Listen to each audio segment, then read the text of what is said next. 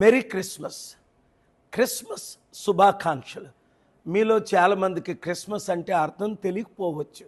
క్రీస్తు పుట్టినరోజు ఈ లోకంలో 2025 సంవత్సరాల క్రిందట క్రీస్తు పుట్టి 33.5 సంవత్సరాలు జీవించి చివర 3.5 సంవత్సరాలు అద్భుతాలు చేసి చనిపోయిన వారిని లేపి, గుడ్డివారికి కళ్ళు ఇచ్చి, మోగవారికి మాట ఇచ్చి, కుంటివారికి నడికి ఎన్నో అద్భుతాలు చేసి, ముఖ్యంగా మనస్సుకు నెమ్మది, శరీరానికి ఆరోగ్యం, సమస్యలన్నీ తీర్చిన క్రీస్తు ప్రభు ఈరోజు కూడా మీ సమస్యలు తీర్చాలంటే, ప్రభువా నా హృదయంలోనికి రా, నా మనస్సును మార్చు, నన్ను నీవెలే చేయని మీరు కోరినట్లయితే ఈ క్షణంలోనే ఆయన మీ హృదయంలోకి వస్తారు.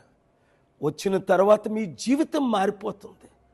మీరు హిందువా, ముస్లిమా, క్రిస్టియనా అని కాకుండా ఎవరైనప్పటికీ క్రీస్తుని స్వంత రక్షకునిగా అంగీకరించవచ్చు. అంగీకరించినట్లయితే క్రీస్తు వలె మీరు నడుస్తారు, మాట్లాడతారు, చూస్తారు, అద్భుతాలు చేస్తారు. తినలేని వారికి తిండి పెడతారు, బట్టలేని వారికి బట్టిస్తారు, ఇతర మతస్థులను నిందించుకుంటా, దూషించుకుంటా. ఇప్పుడు చూడండి, 5 రోజుల క్రిందట దాస్ అనే ఫ్యాక్టరీ వర్కర్ని హిందూ అని లించ్ ముక్కలుగా చేసి చివరికి కాల్చేశారు బంగ్లాదేశ్లో. తీవ్రంగా మరొకసారి నేను ఖండిస్తున్నాను. అలాగే అనేక మంది చర్చికి వెళ్తుంటే నిన్న రాత్రి ఎన్నో అటాక్లు జరిగాయి.